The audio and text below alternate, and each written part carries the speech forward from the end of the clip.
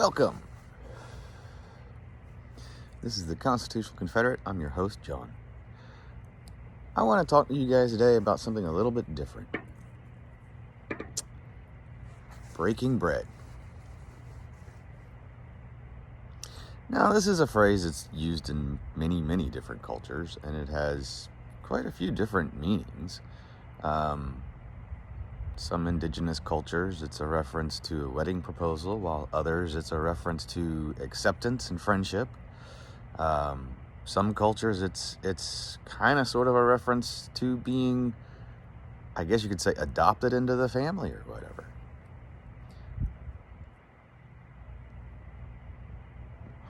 Honestly, I've never really given much thought to it, and I've never really given much understanding as to why it would be a reference for these things.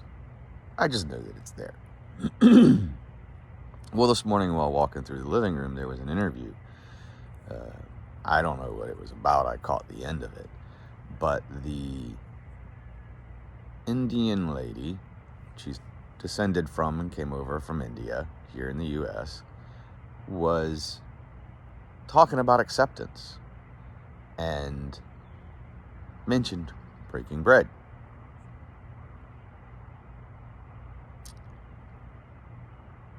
And when she said that, apparently she owns like a restaurant or something. They were showing videos of people eating Indian food.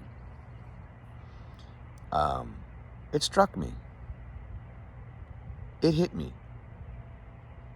I mean, all the different phrasings and everything that I really hadn't given much thought to. When she said it,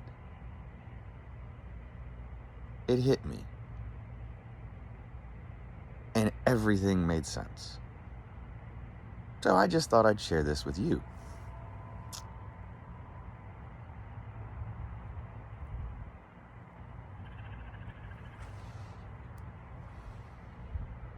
When we sit down and we actually think about it, that is actually something that is very, very important. And it's a very large show and demonstration of accepting other people. You're not going to sit down and eat with somebody that you don't like. Are you going to sit down and eat with an enemy? Somebody who's trying to kill you? If somebody was breaking into your house to steal your things and you're in the middle of cooking dinner, would you invite them to sit down and have dinner with you? It's a sign of acceptance, and it really is.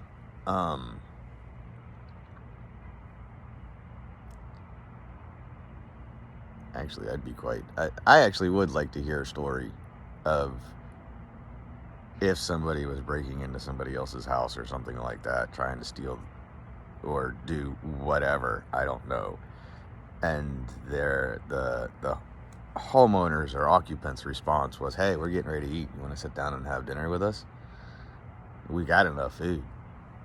I would love to hear a story about that. I probably never will, but I would love to hear a story about that. But no, when you sit down and you actually think about it, the phrase breaking bread. If somebody invites you to break bread, to have dinner with them, they are accepting you into their home. They are accepting you into their private sanctuary. And they're not worried about who you are. The other thing is that when you sit down and you eat, especially in a group, more often than not, there's conversation. People are telling stories. They're talking about their beliefs and they're talking about their previous experiences. They're sharing their life with you, not just their food.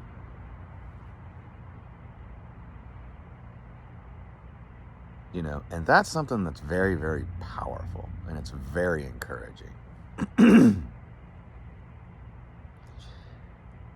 Like I said, I've seen it and heard it referenced in movies, books, historical books, old-time stories, things like that, movies. Not really giving it much thought. Be like, okay, that's a reference to something else in that culture or whatever.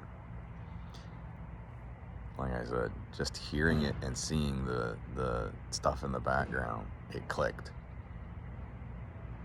It clicked. It all made sense. All the pieces fell into place.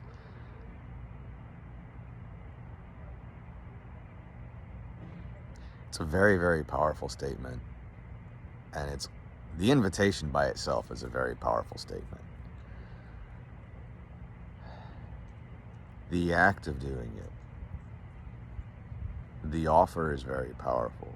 And for somebody to accept it is also very powerful.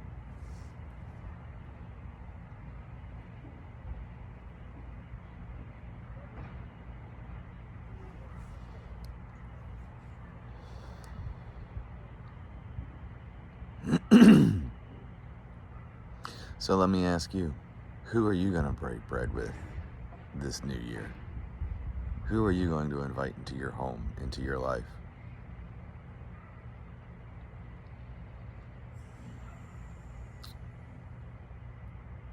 Or if somebody else invites you, who are you willing to accept that invitation from?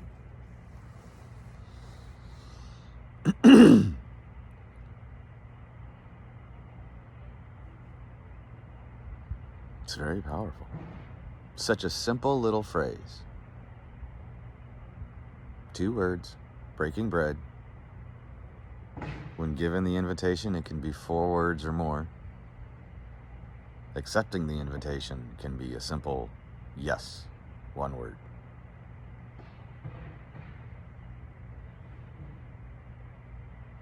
But everything about it is very powerful. Especially when you invite someone you don't know, or you accept the invitation of somebody you don't know.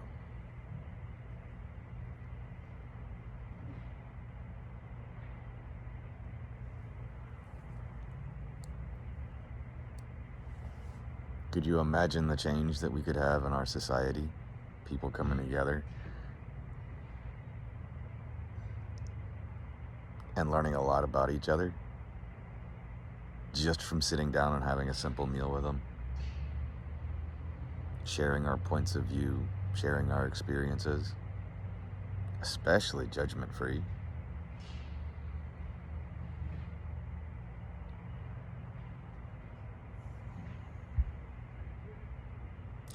I don't know. I mean, like I said, I've never really given much thought to that phrase until this morning, where everything just fell into place. But when you think about it, and I'm urging you and asking you to think about it, you've gone to friends and family's houses and sat down and had meals with them. What's the atmosphere like? How do you feel? Even your first time over there, especially your first time over there.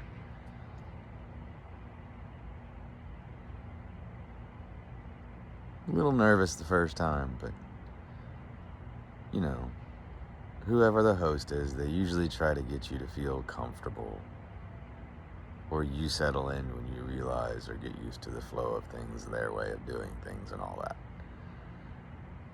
And then sitting down and eating.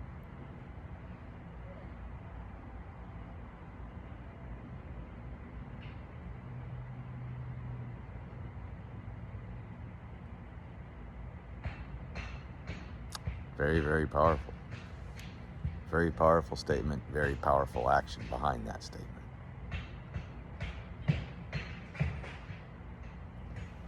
That's what I've got for you right now. Until next time, you guys watch your 6.